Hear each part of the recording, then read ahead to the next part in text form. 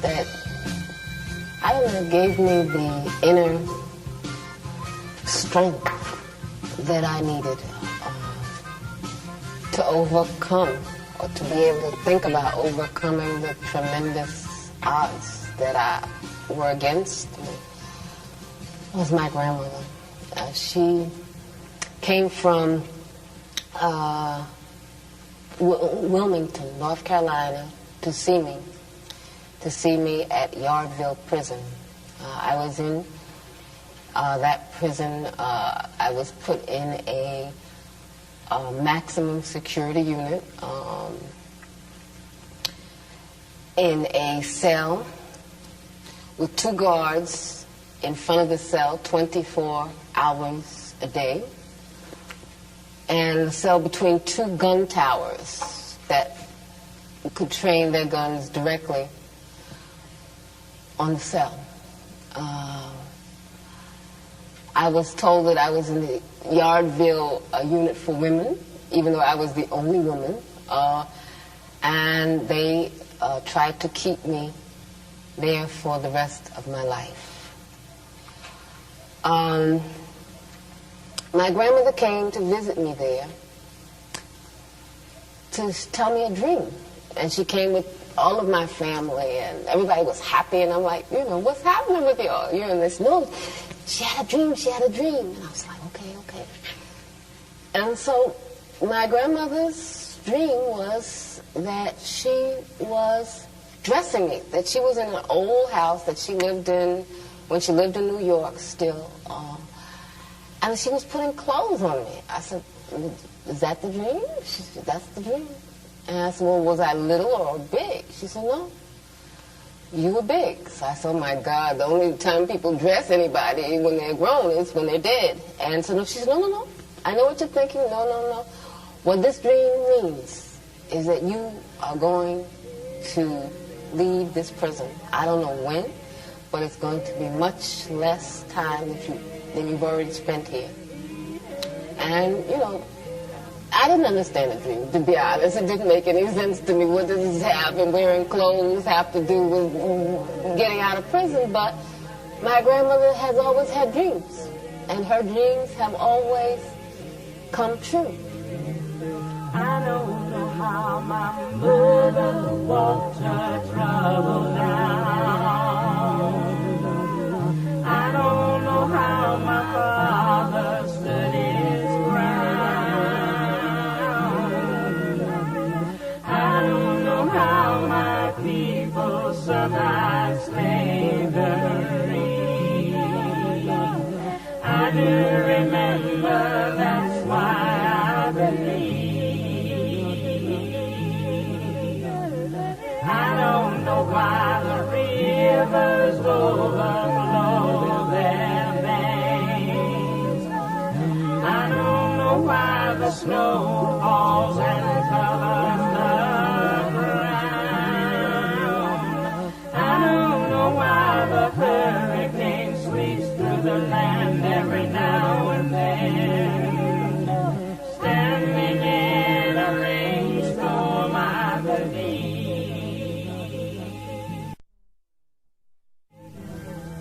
Many people say that injustice and hunger are walking freely all over the universe, and that nature is seeking a response.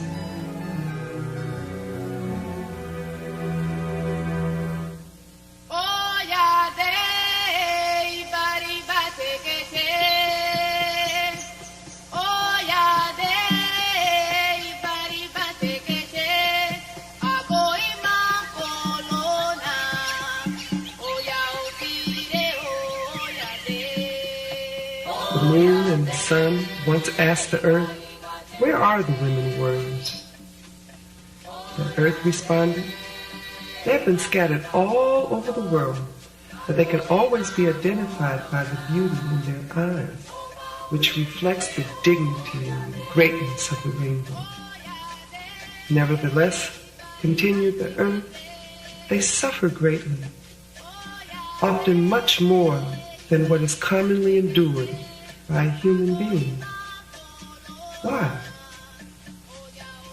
Then the moon and the sun responded energetically. We have to look for them. We have to bring them together. Because it is only women warriors who know how to survive in the midst of so much suffering, struggling, struggling, struggling.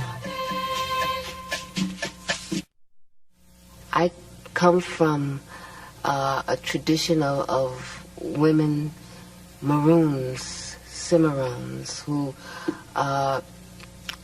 didn't just try to escape from oppression, but were totally mind, body, spirit committed to resisting and committed to winning.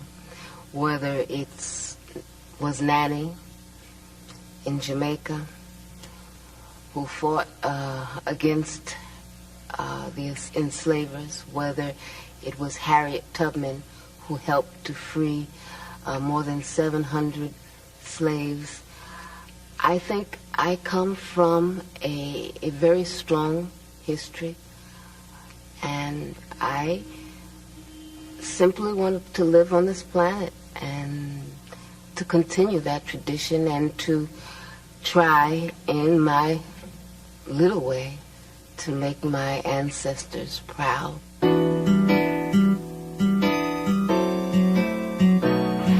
I want to live in a country where freedom means something.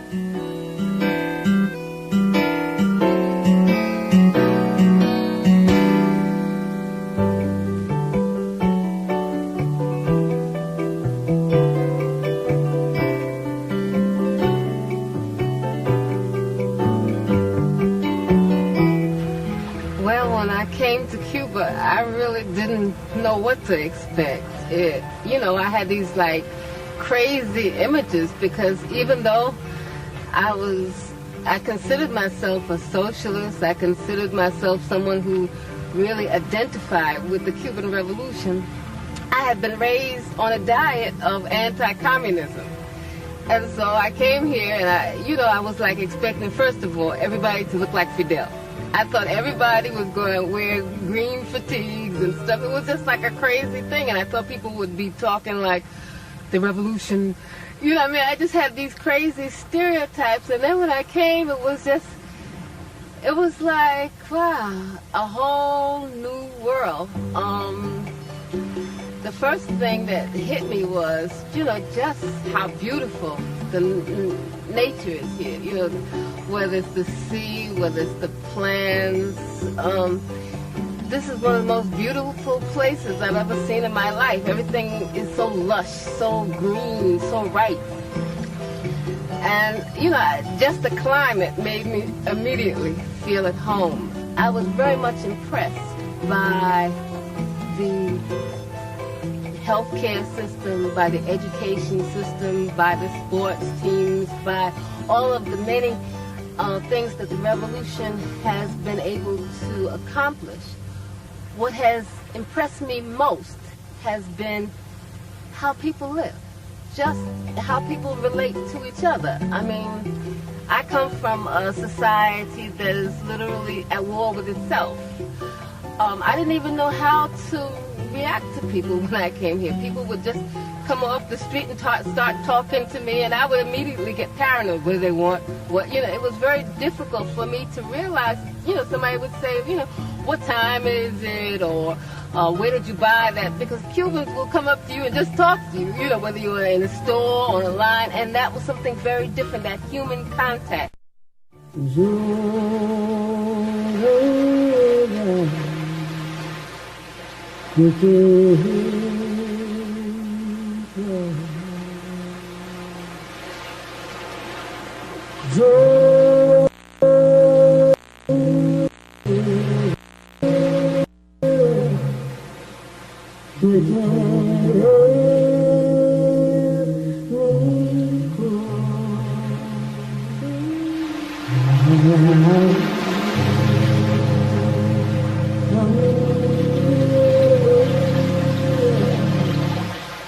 I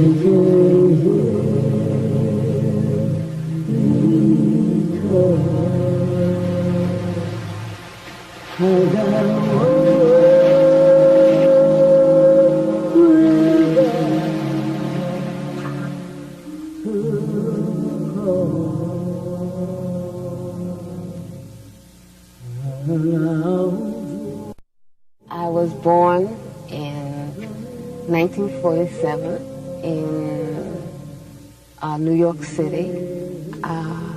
I lived with my mother and my aunt and my grandparents in a house in Queens, New York, in Jamaica, Queens. And I stayed there until I was about 3 or something. And I went with my grandparents to live in Wilmington, North Carolina. My grandparents decided to go back to Wilmington because Wilmington was their home. And because also they wanted to open up a small business. They had saved all their money hoping to go back to Wilmington, and they did go back, and they opened up a small business on the beach by the sea. They opened the business because at that time Wilmington was completely segregated. Well, the South was just totally segregated. It was apartheid. What that meant was that there were black schools. For example, I went to a all-black school, the Gregory School. There were the black library. You know, we grew up with that kind of reality of not voluntarily living like that, not voluntarily accepting apartheid, but understanding that the price of stepping out or standing up alone could possibly be death. From slavery, the idea of political prisoners started. We were political prisoners brought here from Africa. We were political prisoners in the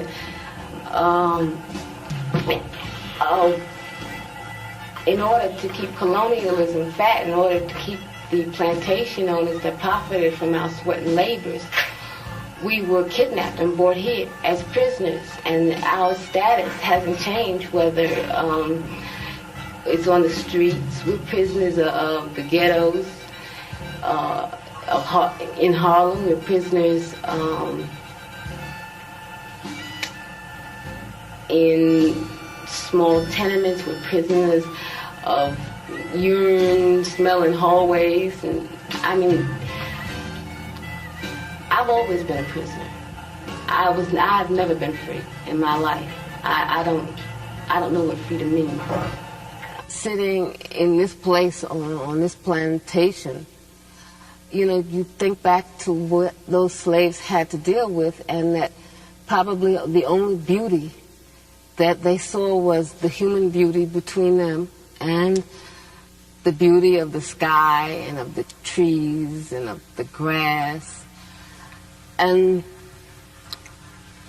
I think that probably helped them to survive, to stay alive internally, spiritually. Growing up, you know, by the sea and seeing the beauty of this planet, it was hard not to really have a profound respect for this planet, for nature. My grandmother, she could not stand people throwing paper on the floor. I mean, she could not take that. That was a crime for her, because what it meant, you know, she would say, look at these grown people, you know, what's wrong with their hands? They can't hold the paper until they find a trash can, you know. I think that how we live in this earth is very much tied to how we think about nature. And so I think that it's important for African people and all people who appreciate living to make sure that our children and our grandchildren have a planet that is livable. And that means to make very serious changes in the order of the priorities and the politics that exist today.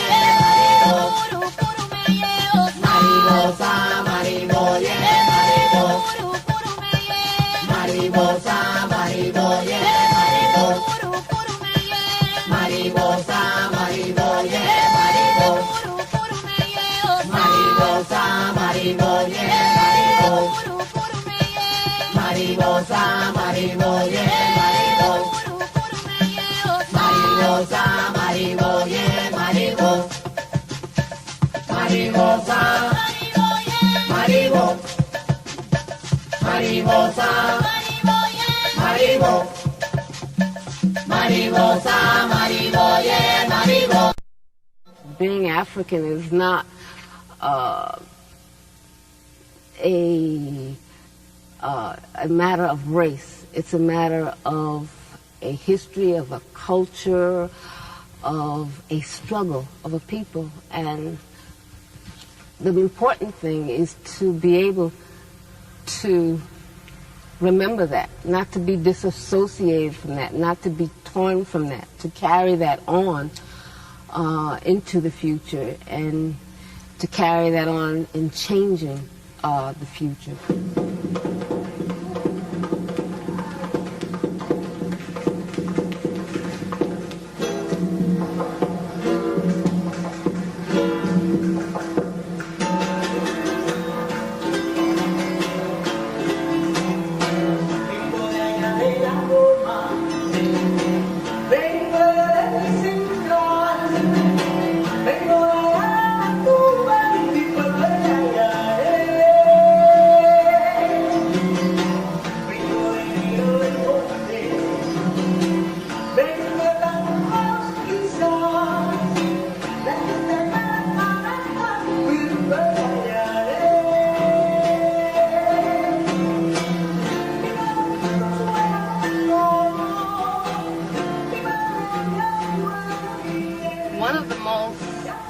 Shocking things when I came to Cuba was just how African Cuba is. I mean, I didn't realize that there were this whole huge number of African people on this island. I had no idea, because the projection is very different, how you are taught to think about Cuba in the U.S. media. So I was really shocked. And then I began to be exposed to the culture, and the culture is so rich, whether it's in dance, whether it's music. It's so African. There's the rhythm, there's the drums, I began to be aware of just how much they had robbed us in the United States, because the slavery, the kind of slavery that existed here was terrible, and equally as terrible in the United States, but people were able to keep their religions, their gods, their piece of language. They were able to maintain dances, rituals that were directly from Africa. And for the first time in my life, I became acquainted with the Orishas, with Yemaya, Shango, Obatala, and I felt like, wow, I was reclaiming just another piece that was stolen from us. Yagumagarere, Abaga, Yagumagarere, Alatariye,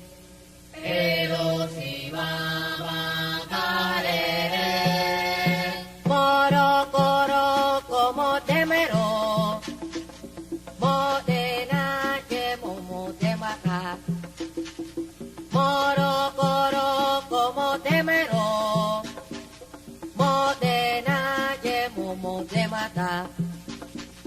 Otani, mamatara, eroni, mamarora. Lawe del oro, seriki, lorung apeleya. Sakake misa okuroba, boba ena yemata que yana yo. Moro coro como temero, modena yemomo temata. Moro coro como temero, modena yemomo temata. Otani.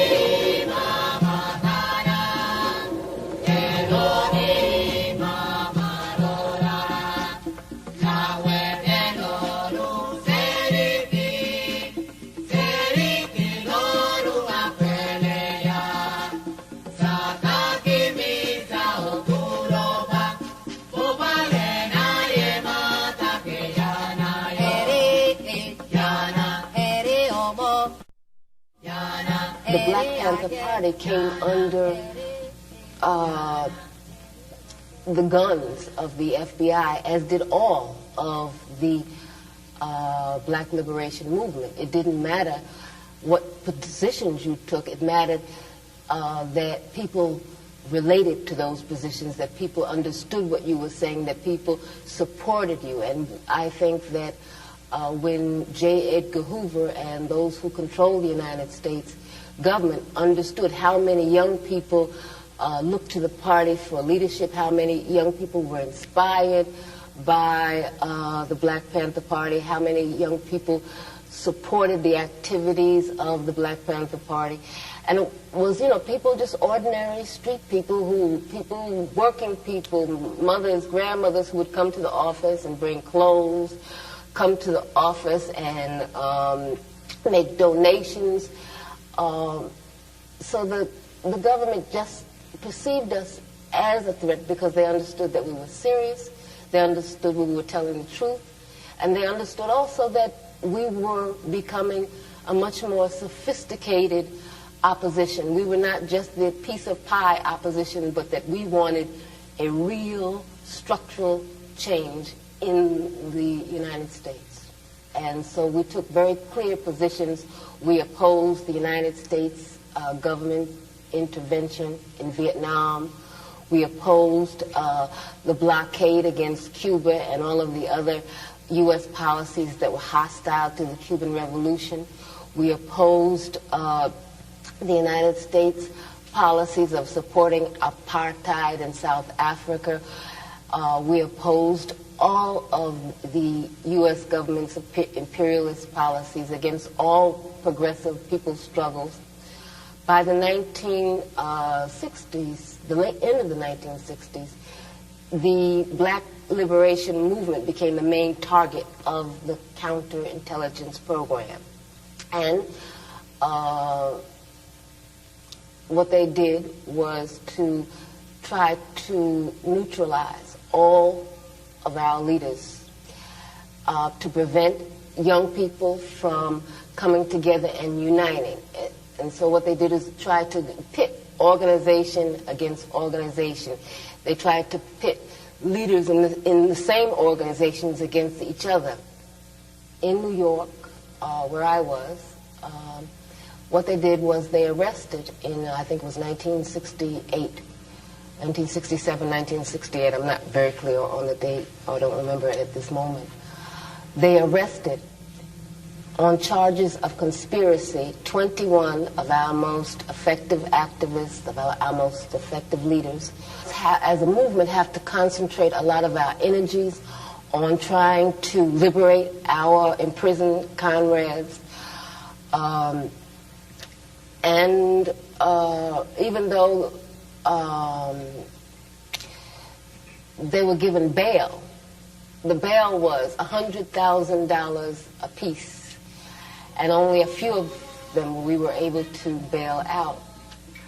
I think that we cannot look at the Black Panther Party in the past. We cannot look at the Black liberation movement as something in the past. African people are still not free, and there are still many, many political prisoners in the United States. It is time for us to demand total immediate amnesty for all political prisoners and prisoners of war. If we do not take ourselves seriously, if we do not take our movement seriously, then we will have to hang our heads in front of our ancestors. Baba Ochosi, Ayeloda Omolote. Ochosi, Ayeloda Omolote. Baba Ochosi, Omayeloda Omelote. Ochosi, Ayeloda Omolote. Wole wole. Wole mada oke oke. Iwole. Wole mada oke oke. Wole wole.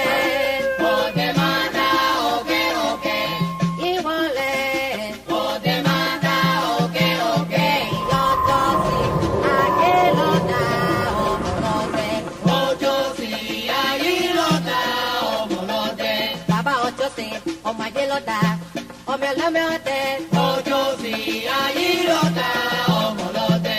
Yambele inoro de mata corona. Yambele inoro de mata corona. Yambele inoro de mata corona. Yambele inoro de mata corona. De pao de mata. Iguara, ayochoso de mata. Iguara, y de pao de mata. Iguara, ayochoso de mata. Iguara, ayochoso de mata. Iguara, y de pao de mata. Iguara, ayochoso de mata. Iguara, y de pao de mata. Iguara, ayochoso de mata. Iguara, y de pao de mata. Iguara, y de pao de mata. Iguara, ayochoso de mata. Iguara, y de pao. Where I was kept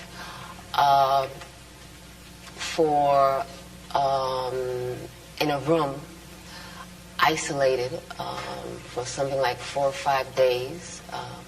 I was beaten, tortured. It was a hellish experience.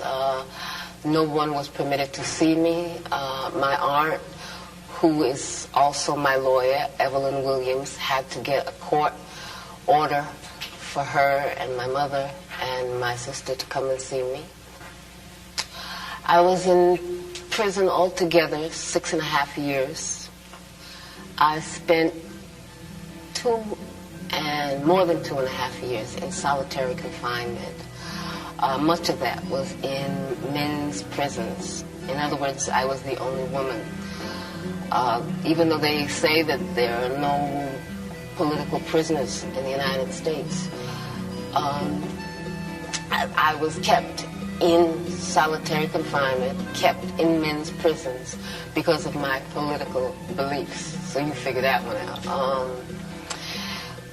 what it was prison. Prison was hell. It was a new kind of plantation. I feel like a maroon woman. I feel like an escaped slave, because what I saw in the United States in those prisons was slavery. It was black people with chains in cells. It was just poor people, just stepped on and smashed. I'll never forget what I saw.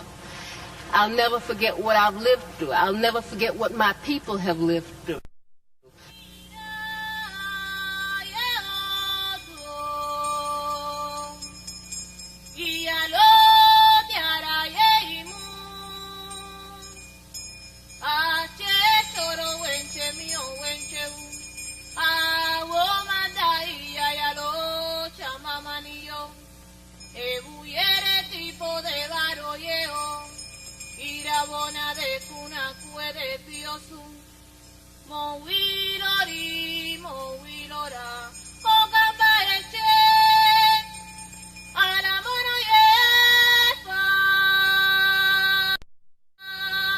We started to, to feel tender toward each other. We started to feel an attraction, to feel like human beings again, I guess is the word for it. And the subject of sex came up, and we thought about it, and we talked about it. And it was really heavy. It was a heavy, heavy thing, because, I didn't know how to feel. Because so much that was around us was like slavery, it was like very clear they were out to wipe us out. And it was real. It wasn't any fantasy, wasn't any joke. They were out to take our heads. And, I felt like a slave. I'm sure he must have felt just like a slave. And we said, well, how could we even think about bringing a child into this world? But then what other world is there to bring a child in? The world is a terrible place. And, I thought about my mother, my grandmother, my great-great-great-grandmothers, and what they must have thought about as slaves, bringing life into this world. And, we just decided that we were going to live, we were going to live, we're going to struggle, and we're not going to kill our own hopes. We're not going to kill our own life. We're not going to kill our right to live. And so we just decided to be human beings, to be people. In spite of all the people that were trying to squash us down and all the forces that were trying to dehumanize us, we decided to be human.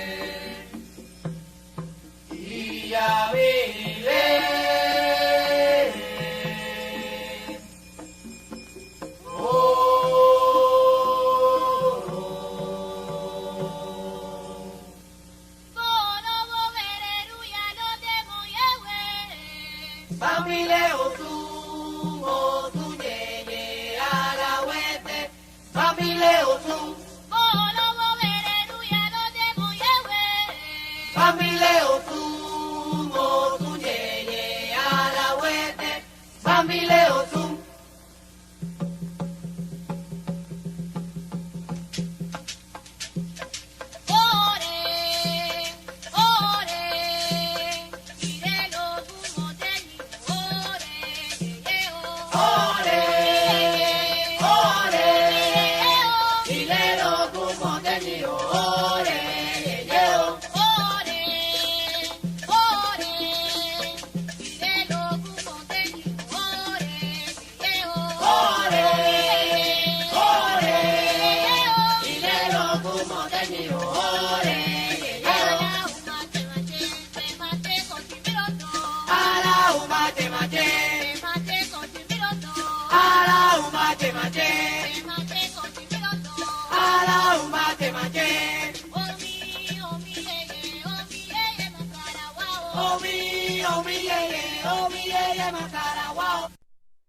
The day before it was time to escape, I called my grandmother, and I couldn't call her, and say, I'm getting ready to escape. And so she said, I want to tell you something. Are you listening to me? Yes, grandmother. I don't want you to get used to that place. Don't get accustomed to that place. Do you hear me? Yes, grandmother. Are you sure you hear me? Yes, grandmother. I do not want you getting used to that place. Do you hear me? Yes, grandmother. And so when I hung up the phone, it was like a sign. It was like, my grandmother knew. It was like everything was ready to go, and everything went fine.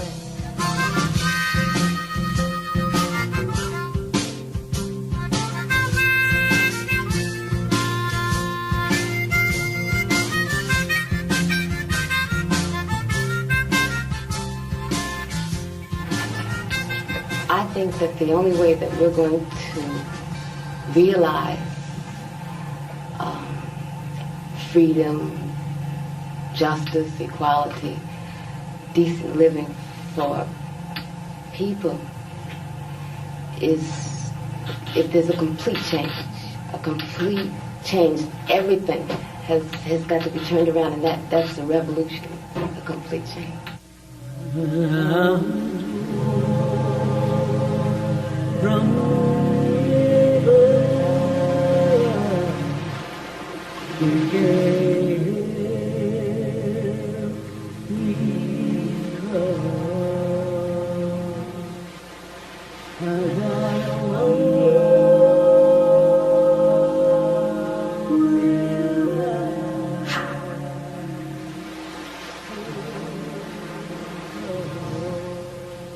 Separation has been very hard on my family. I'm sure in other eras, I don't know, after slavery, people went around looking for their family, looking for the marks that they put on their children. So I'm sure there's a lot about my family's separation and the pain that, I don't know, whether it's in the coast of Africa or the coast of some island in the Caribbean or in the United States. Separation is a real part of being African in the Americas, being slaves or ex-slaves. In my own case, prison has meant separation, exile has meant separation, and, well, I'm going to be real right now, because I can't be any other way. Today, my mother died, and I didn't know if I could do this, but since I didn't have anything else to do, and I figured this was the best homage I could pay to my mother, is to try to carry on her tradition, what she passed down to me, what my grandmother passed down to her, and what their foremothers passed down to them. I hope that I can live up to my mother's example, and I hope I can live up to my ancestors' expectation of me, because I really believe that I have a duty to all those who have come before me, to all those who lie at the bottom of the ocean, to all those who lost their lives, whether it's in the cane fields or the cotton fields or, hanging off some tree, to continue this struggle and to continue to love and to continue to believe and to continue to try to be human, to be giving, to be loving.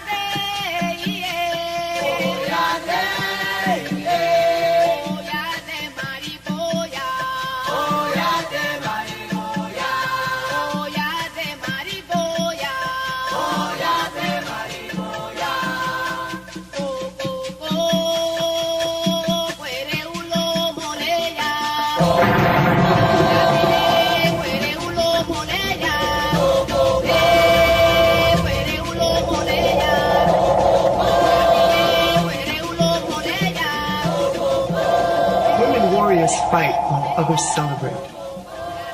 It is only they who see the dreadful colors of suffering. It is only they who perceive where the intense splendor of victory is to be found. Because warrior women are the eyes of the rainbow, the eyes of the rainbow, the eyes of the rainbow.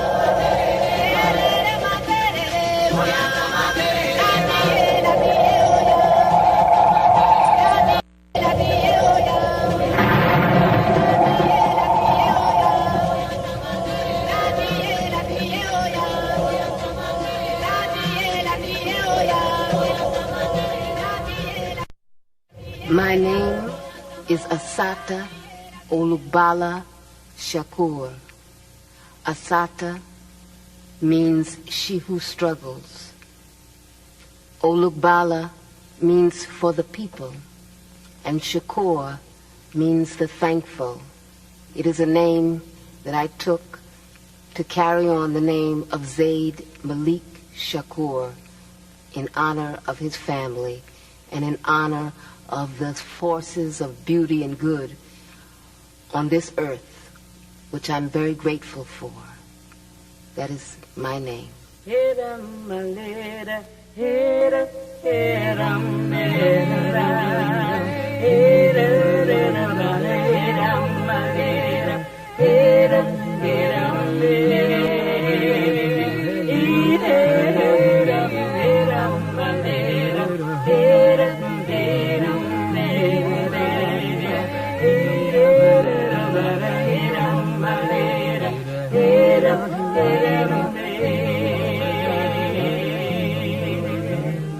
I don't know how my mother walked her trouble down. I don't know how my father stood his ground. I don't know how my people survived slavery. I do remember, that's why I believe. I don't know why the rivers overflow their banks. I don't know why the snow falls and covers the ground. I don't know why the hurricane sweeps through the land every now and then. Standing in a rainstorm, I believe. I don't know why the angels woke me up this morning too.